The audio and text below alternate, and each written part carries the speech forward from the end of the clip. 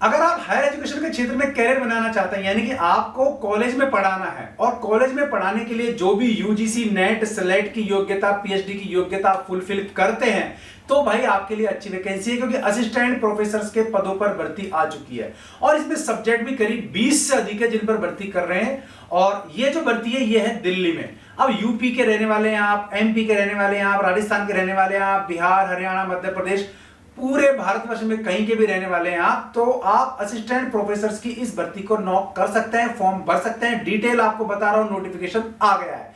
चलो एक बार पहले नोटिफिकेशन देख लेते हैं, फिर इस भर्ती का डिटेल और इसके बारे में डिटेल से और भी बात करेंगे। देखो भाई, ये जो भर्ती है असिस्टेंट प्रोफेसर की, ये निकली हुई है लक्ष्मीबाई कॉलेज में, ठीक है, और दिल्ली यूनिवर्सिटी के तहत ये आता है, अशोक विहार फेज 3। तो ये इसका नोटिफिकेशन आप देख लो 25/5 को जारी हो चुका।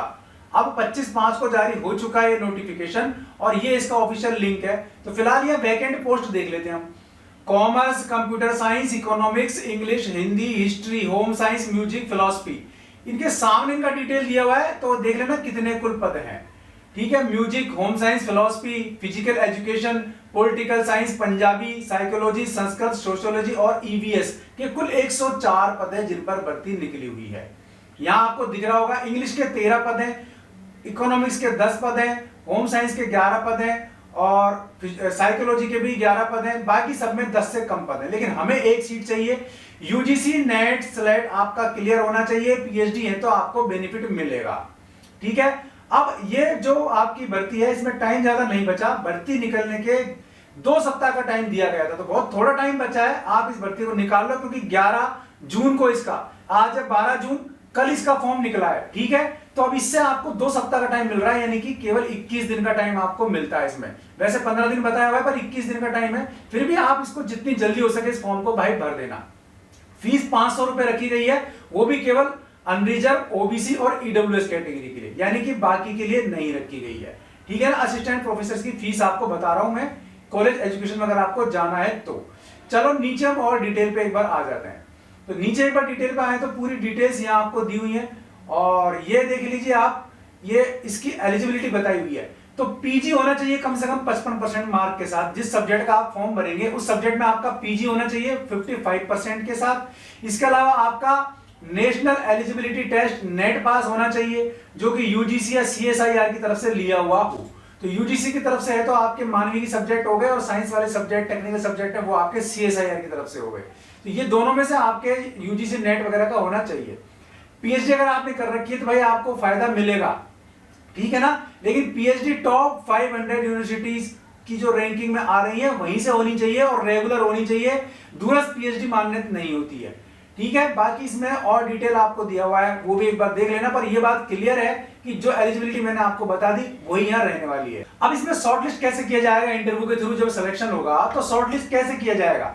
इसमें आपके ग्रेजुएशन के मिलेंगे आपको 80% तक आपको मिलेंगे, जो 21 नंबर तक मार्क्स आपके मैक्सिमम मिलेंगे।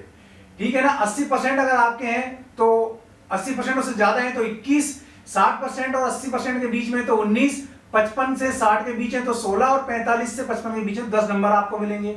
अब बात करते हैं पोस्ट ग्रेजुएट की। अगर 80% और उससे ऊपर है पोस्ट ग्रेजुएशन में तो आपको 25 नंबर मिलेंगे। 60 और 80 के बीच है तो 23 नंबर मिलेंगे। 55 के आसपास है आपके तो एससी, एसटी, ओबीसी वगैरह का देख लेना, 20 नंबर तक आपको मिलेंगे।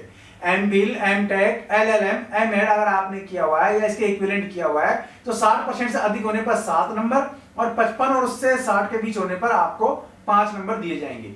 पीएचडी वालों को सीधे सीधे 25% एक्स्ट्रा मिल रहे हैं।